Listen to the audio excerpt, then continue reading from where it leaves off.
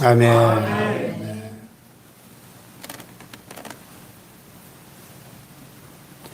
우리 주님의 성탄을 기다리는 대림절 마지막 넷째 주일입니다. 이제 3일 후 세 밤만 지나면 성탄절이죠. 성탄의 크신 은총과 축복이 성도 여러분의 심령과 가정에 충만하시기를 축복합니다. 어릴 적 요맘때만 되면 왜 그런지 마음이 막 설레고 성탄절이 기다려지곤 했던 기억이 납니다. 제 기억 속에 가장 오래된 최초의 성탄절은 1972년 제가 8살 때인데 형하고 같이 집에서 교회까지 한 1시간 걸어서 굉장히 멀리 있었는데 교회가 서울 종암동에 있는 종암중앙교회 합동측 장로교회였는데요. 그때 딱 처음 제 생애 첫 성탄절 딱 와보니까 이런 추리가 쫙 있고 그때 그 주일학교 전도사님이 이 추리를 보면서 막 이렇게 설교를 하셨던 기억이 납니다. 근데 여러분 어렸을 때 성탄절 많이 기다렸죠? 왜 기다렸어요? 나를 위해 이 땅에 오신 예수님을 기다리는 마음으로 기다렸어요? 아니면 크리스마스 카드, 선물, 또 선곡 발표, 특별 행사, 또 우리 중고등부들은 막 크리스마스 이브에 밤새도록 소발바다, 개발바다 하면서 노는 그것 때문에 기다렸죠. 예. 그래서 저도 주 하나님 독생자에서 날 위하여 오셨네 그 찬양을 부르면서 거듭나는 체험을 하기까지 한 15년 걸렸던 것 같아요. 86년에 제가 주님 만났으니까요. 그러니까 이 성탄의 본질, 그걸 깨달을 때, 성탄의 진정한 본질을 깨달을 때 신앙생활이 시작되는 건데 사실은 그 이전에는 종교생활을 하는 겁니다. 성탄의 본질, 우리 기독교 신앙생활은 특별한 사람만 하는 게 아니고 저나 여러분처럼 평범한 사람들을 위해서 하나님께서 자신의 독생자 하나밖에 없는 그 귀한 외아들을 세상의 구원자로 선물로 보내주신 것, 이것이 성탄의 진정한 본질인 줄로 믿습니다. 그 생생한 이야기를 우리가 방금 본문에서 읽었는데요.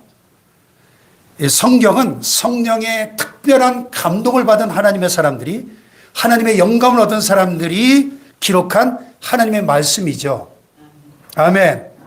그래서 성경은 옛 약속을 기록한 구약 성경, 올드 테스트먼트와 새 약속이 담겨있는 신약, 뉴 테스트먼트 이렇게 되어 있는데, 신약 성경을 딱 펼치면 맨 처음 나오는 책이 뭐죠? 마태복음이에요. 이 마태가 쓴 복음서를 읽어보면 예수 그리스도의 생애와 사역이 자세하게 기록되어 있습니다. 그리고 이 마태와 누가가 기록한 복음서를 보면은 예수님의 탄생에 대한 기록이 나와요. 같은 사건이지만 상세한 부분은 다르게 기록되어 있습니다. 왜냐하면 마태복음은 요셉의 관점에서 기록을 했고 누가복음은 마리아의 관점에서 기록했기 때문입니다. 한 쌍의 연인들이 서로 사랑이 무르익어서 결혼을 하게 되면 남자는 남자대로의 스토리가 있고 또 여자는 여자대로의 스토리가 있습니다. 같은 시간 같은 장소에서 데이트를 했는데도 불구하고 두 사람 이야기를 들어보면 조금씩 다른 것을 볼 수 있습니다. 오늘 우리는 요셉의 입장에서 전달된 성탄 스토리를 한번 같이 살펴보려고 합니다. 예수님 당시의 유대인들은 정식 결혼을 하기까지 모두 3단계의 과정을 거쳤어요. 첫째는 약혼입니다. 약혼. 당사자들이 어렸을 때 양쪽 부모님들의 의사에 따라서 약혼하기도 했어요. 우리하고 좀 비슷하죠? 우리 같은 동양인이어서 그런지 우리네 풍습하고 비슷합니다. 부모들끼리 마음이 통하면 자네 딸하고 우리 아들하고 결혼시킵시다. 예. 이렇게 약혼하기도 했던 거죠. 또 때로는 중매자가 나서서 약혼할 수도 있었습니다. 아무튼 약혼하는 과정이 있고 나서 정혼 절차가 있었어요. 정혼. 오늘 본문에 약혼하고 동거하기 전에 이 약혼으로 우리말 성경에 번역했지만은 원래는 정혼 조금 달라요. 우리가 쓰는 약혼이라는 말과는. 이 정혼 절차는 약혼 당사자들이 결혼할 만한 나이가 되었을 때 약혼을 재확인하는 절차입니다. 이때 약혼 당사자들 중에서 남자나 여자나 원치 않으면 그 약혼은 파기될 수 있습니다.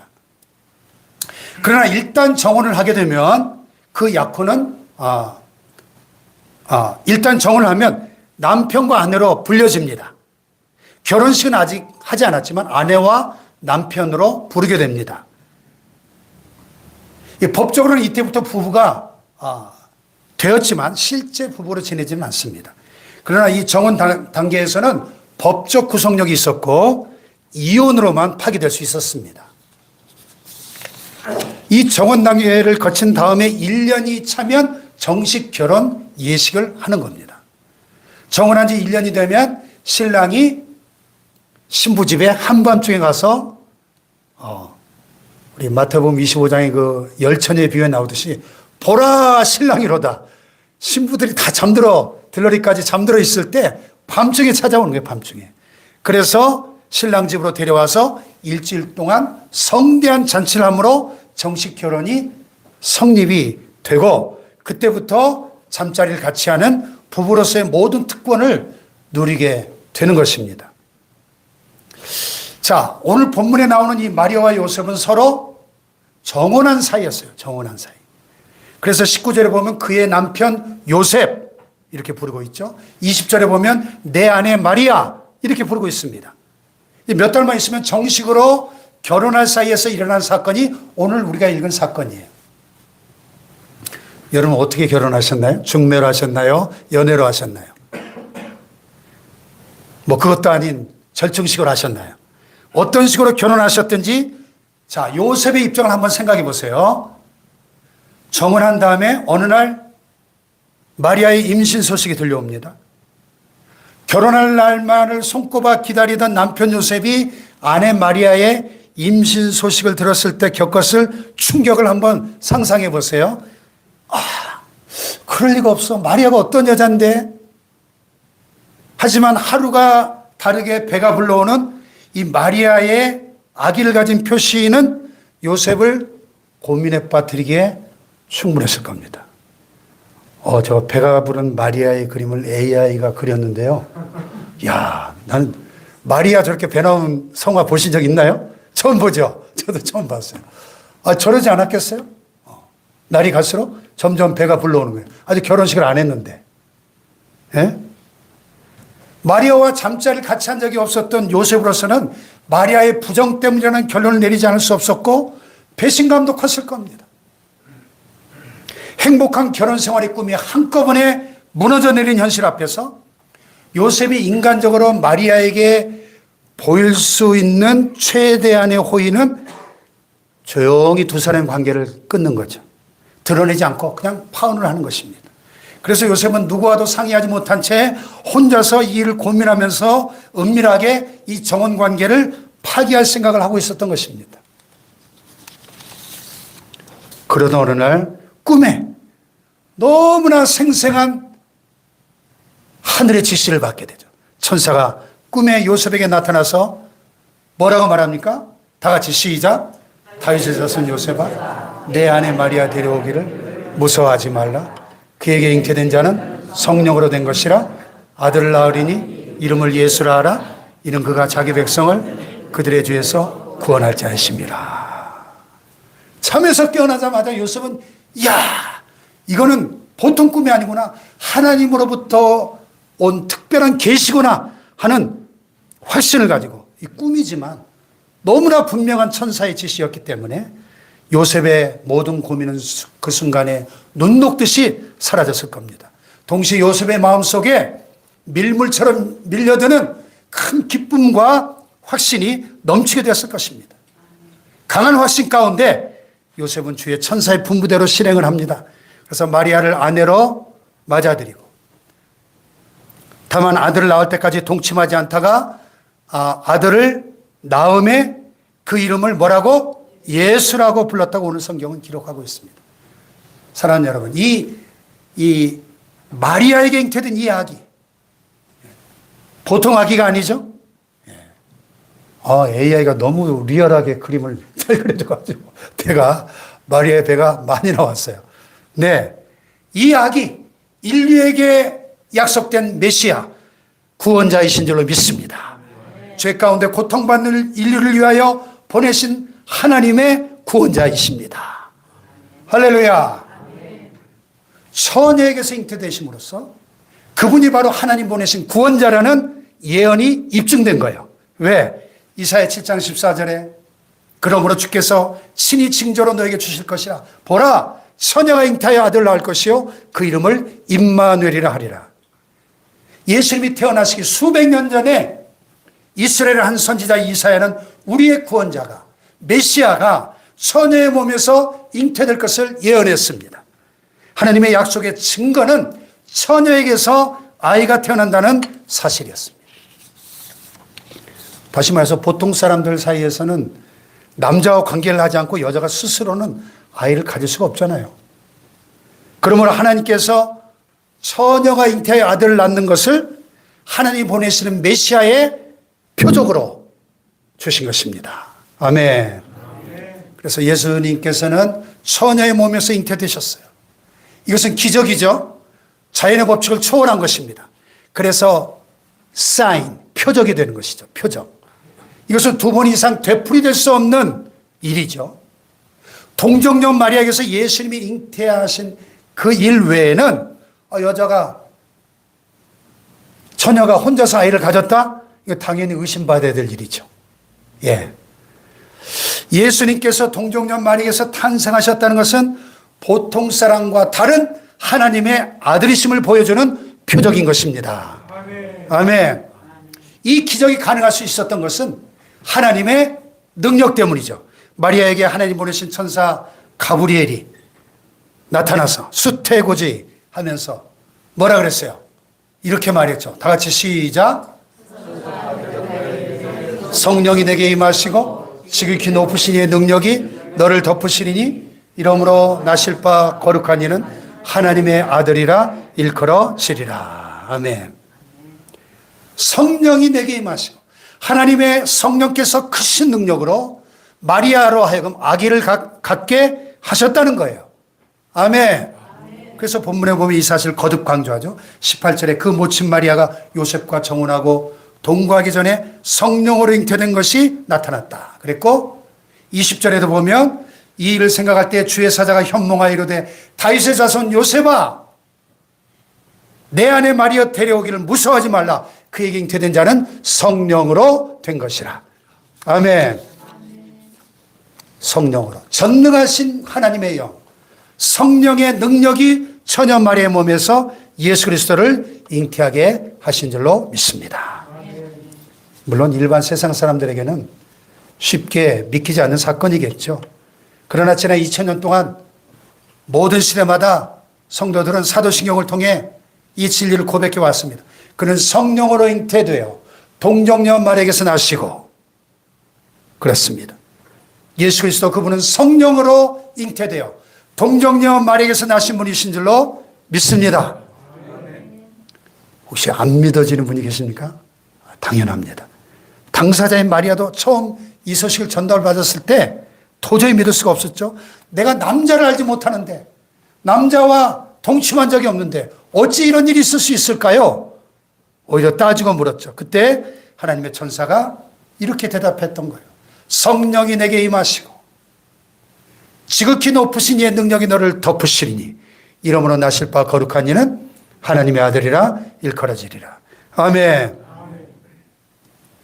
지극히 높으신 이의 능력이 성령의 능력으로 너에게 임할 때 가능하다.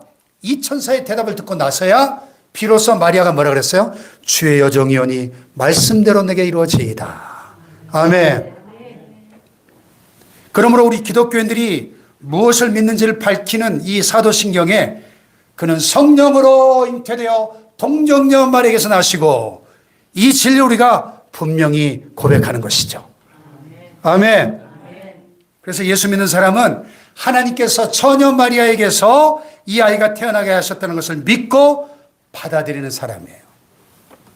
따라해 봅시다. 그는 성령으로 잉태되어 동정녀 마리아에게서 나시고. 성경 딱 펴면 맨 첫 구절이 뭐죠? 태초에 하나님이 천지를 창조하시니라. 이 말씀을 믿는다면 이 처녀 탄생도 믿을 수 있습니다. 아멘.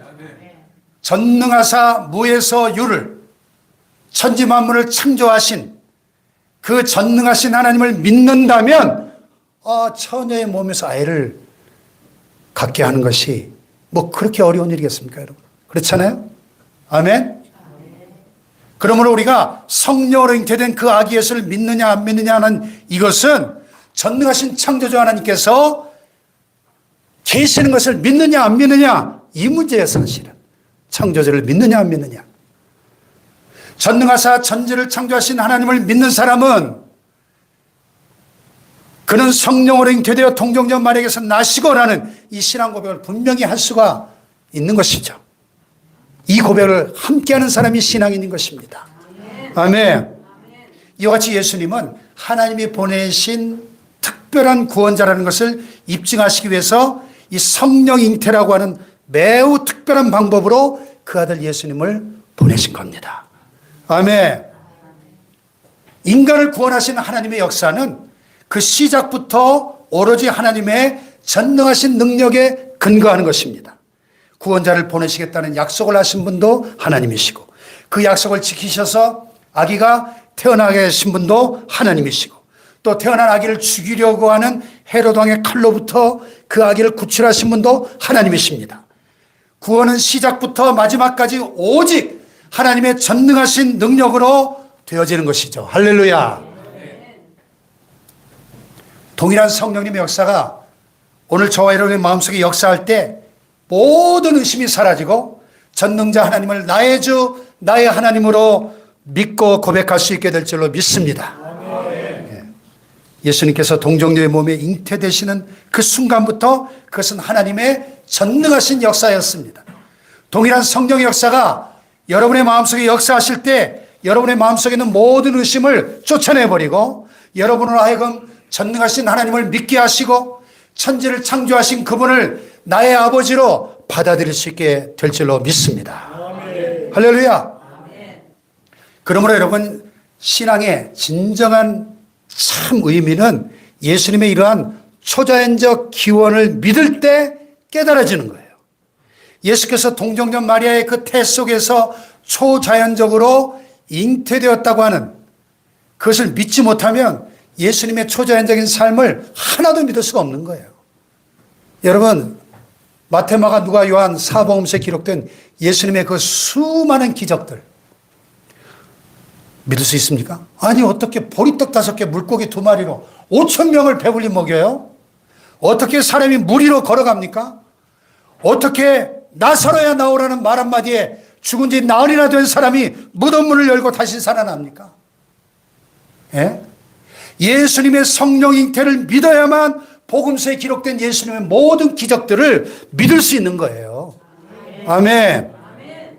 예수님이 하신 일, 이런 기적뿐만이 아니라 그분이 하신 말씀들, 그분의 주장들을 믿는 것도 마찬가지죠. 내가 곧 길이요 진리요 생명이니 나로 말미암지 않고는 아버지께로 올 자가 없느니라. 아멘. 나와 아버지는 하나이니라. 이런 주장을 하신 그분을 받아들이기 위해서는 그분의 초자연적인 잉태를 믿어야 한다는 거예요. 아멘. 만약에 그분이 성령으로 잉태되신 하나님의 아들이 아니시라면 그분은 결코 인류의 4대 성인 중에 하나가 될 수 없고 시대의 사기꾼이 될 것입니다. 사랑하는 여러분, 사람을 구원하는 일은 처음부터 끝까지 오로지 하나님이 하시는 일인 줄로 믿습니다. 오늘 여러분 이 자리에 나오신 것도 여러분의 마음을 움직이시는 하나님께서 시작하신 일이고, 그리고 이 구원이라고 하는 것은 인간이 아니라 하나님이 주도권을 가질 때에만 안전한 것입니다. 아멘. 그에게 잉태된 자는 성령으로 된 것이라. 이 천사의 설명 앞에 요셉의 마음이 활짝 열리고, 그래서 잠에서 깨어나자마자 분부대로 마리아를 아내로 맞아들였습니다. 그리고 시간이 흐른 다음에 아들이 태어나자 천사가 지시한 대로 그 이름을 뭐라고? 예수라고 지었어요. 왜 예수라고 지었을까? 예수란 이름을 생각해 보신 적 있어요, 여러분? 예수. 그 복된 이름을 생각해 보신 적 있습니까? 예수란 이름의 뜻은 한마디로 구원이란 뜻이에요. 구원. 구원. 예수, 헬라어로 이에수스. 이에수스.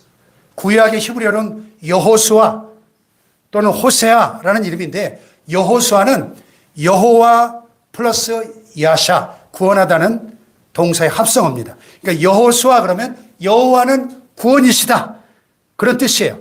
이 여호수아라는 이름이 신약시대의 대중어가 된 헬라어로 바뀐 게 바로 예수입니다. 예수. 예수의 헬라어 이에수스는 구약에 나오는 예슈아, 여호수아 또는 호세아라는 유대식 이름의 헬라어형인데, 히브리어를 헬라로 음역한 다음에 주격 변화에는 시그마 S를 붙이거든요. 그래서 이에수스가 된 거예요. 헬라어 성경에 이에수스. 한번 따라해 볼까요? 이에수스. 헬라어 원문에 나온 예수님의 원래 이름이 이에수스예요. 이에수스. 이에수스. 근데 하나님이 천사를 보내가지고 이름을 지으실 뿐만 아니라 그 이름의 뜻까지 친절하게 이렇게 해설해 주시죠. 그 이름의 뜻이 뭐죠? 자기 백성을 그들의 죄에서 구원할 자. 다 같이 자기 백성을 그들의 죄에서 구원할 자. 여기서 자기 백성을 그들의 죄에서 구원할 자. 이게 중요해요. 왜? 예수님의 구원의 범위가 뭐라는 거예요? 자기 백성이라. 자기 백성. 만민 구원이 결코 아닙니다. 일부 잘못된 자유주의 신학자들이 주장하는 만민 구원론은 결코 성경적이지 않아요. 믿음은 모든 사람의 것이 아니라고 성경은 분명히 말씀합니다. 예수님은 자기 백성을 그들의 죄에서 구원할 자. 하나님이 예정하신 자기 백성을 구원하신다는 것을 예수라는 이름에서 분명히 밝히고 계십니다. 아멘. 그리고 그 구원의 성격까지도 밝히셨어요. 구원의 성격. 어떤 구원이에요? 자기 백성을 그들의 죄에서 구원할 자예요. 죄에서. 죄에서 구원이에요. 죄에서 구원. 정치적인 구원이나 경제적인 구원이나 사회적인 구원이 아닙니다. 물론 크게 보면 이 죄에서의 구원 속에 정치적인 구원도 포함될 수 있고 경제적인 구원도 포함될 수 있고 사회적인 구원도 포함될 수 있을 거예요. 그러나 하나님의 구원의 근본적인 성격은 죄에서 구원이라는 사실을 깨달아야 됩니다. 아멘. 할렐루야. 아멘. 자, 그러므로 오늘날 이 땅 위에 대단한 이름, 유명한 이름, 위대한 이름들이 너무 많지만 예수님의 이름이야말로 최고의 이름인 줄로 믿습니다. 아멘. 세상에 유명한 브랜드 많죠. 애플, 구글, 삼성, 구찌, 루이비통. 브랜드가 많지만은 예수 브랜드가 최고의 브랜드인 줄로 믿습니다. 왜냐? 세 가지만 말씀드리겠습니다. 첫째, 오직 예수의 이름에만 구원이 있기 때문입니다. 할렐루야. 내가 곧 길이요 진리요 생명이니 누구든지 나로 말미암지 않고는 아버지께로 올 자가 없느니라. 누구든지 주의 이름을 부르는 자는 구원을 얻으리라. 다른 이로서는 구원을 받을 수 없나니 천하 사람 중에 구원을 받을 만한 다른 이름을 우리에게 주신 일이 없습니다. 할렐루야. 세상에 어떤 다른 이름으로도 구원을 얻을 길이 없는 것입니다. 그러나 오직 예수 그 이름은 우리를 능히 죄악에서 구원할 능력이 있는 것입니다. 오직 예수 이름을 믿는 자마다 구원을 받는 것입니다. 할렐루야. 그 이름의 능력이 우리를 죄와 사망의 세력에서 마귀의 권세로부터 구원을 얻게 해주셔요. 할렐루야. 이 얼마나 위대한 이름인가요? 이 얼마나 위대한 능력입니까? 그래서 바울은 로마서에서 내가 복음을 부끄러워하지 아니하노니 이 복음은 모든 믿는 자들에게 구원을 주시는 하나님의 능력이라 외쳤습니다. 할렐루야. 네. 두 번째로 오직 예수의 이름에만 기도 응답이 있기 때문에 그 이름이 최고의 이름입니다. 요한복음 14장 다 같이 읽어볼까요? 시작.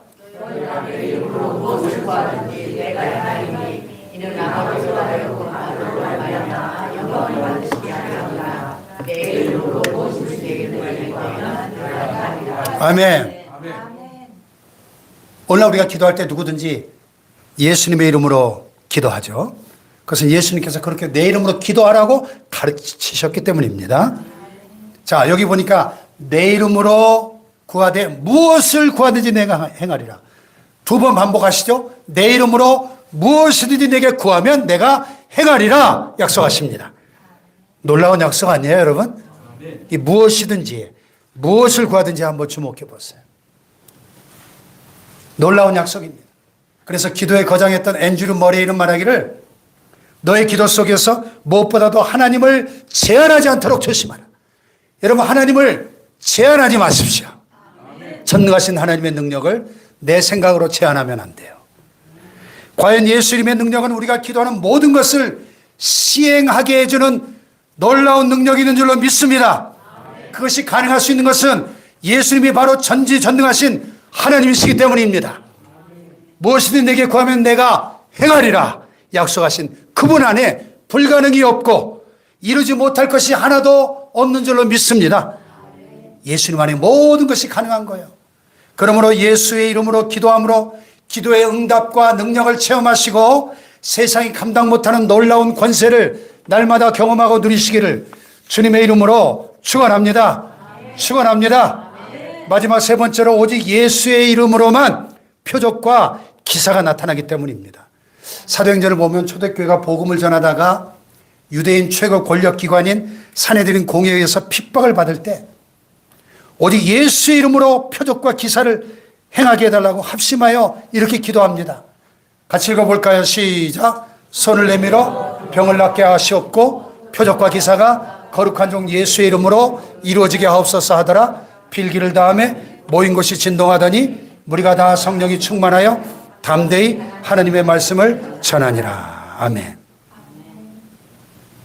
합심해서 그 무서운 핍박 가운데 그 핍박을 이겨낼 수 있는 능력을 달라고 기도할 때 그 응답이 즉각적으로 나타나면서 모인 곳이 진동하고 거기 모인 모든 사도와 성도들이 다 성령의 충만함을 받아서 핍박을 조금도 두려워하지 않고 담대히 하나님의 말씀을 전한 줄로 믿습니다. 이 초대교회의 이 모습과 오늘 현대교회의 모습이 얼마나 달라요. 그래서 어떤 분이 그렇게 표현을 했어요. 현대교회는 땅을 사들이기에 바쁜 교회고 초대교회는 땅을 진동시키는 교회다. 이렇게. 여러분, 우리 교회는 땅을 사들이기에 바쁜 교회가 아니라 땅을 진동시키는 능력 있는 교회가 되기를 축복합니다. 네. 자, 미국 감리교 선교사였던 스탠리 존스 선교사님의 간증을 전에 한번 소개해드린 적이 있는데 다시 한번 소개하기 원해요. 스탠리 존스 선교사님은 50년이 넘게 일평생을 인도에서 복음을 전하며 사신 분인데 뉴욕 타임즈 선정 세계에서 가장 위대한 선교사라는 엄청난 평가를 받으신 분이에요. 인도에서는 지금까지도 이분을 성자로 추앙합니다. 그런데 하루는 그가 쓰러졌어요. 중풍에 걸린 겁니다. 그때 그의 나이가 89세였어요. 젊은 나이에 쓰러져도 다시 일어나기 힘든 게 중풍인데 90세가 다 된 나이에 쓰러졌으니 무슨 희망이 있을까요? 미국 보스턴으로 후송이 되었는데 이분이 자기를 치료하는 의사들에게 이런 부탁을 했어요. 선생님, 제게 한 가지 부탁이 있는데 저를 보실 때마다 스탠리 존스, 나사렛 예수 그리스도의 이름으로 명하노니 일어나 걸으라! 이렇게 외쳐달라고 부탁을 했어요. 그러니까 의사들이 웃었어요. 아이, 선교사님, 제가 베드로도 아니고 요한도 아니고 부흥사도 아닌데 어떻게 그런 말을 외칠 수 있습니까? 하도 스탠리 존스가 강권하니까 의사들이 어쩔 수 없이 볼 때마다 스탠리 존스, in the name of Jesus Christ Nazareth, stand and walk! 일어나 걸어라. 볼 때마다.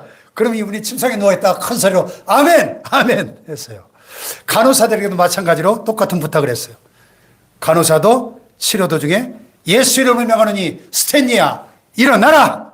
걸어라! 이렇게. 그러면 또 이분이 아멘! 아멘! 했어요. 자, 어떤 일이 일어났을까요?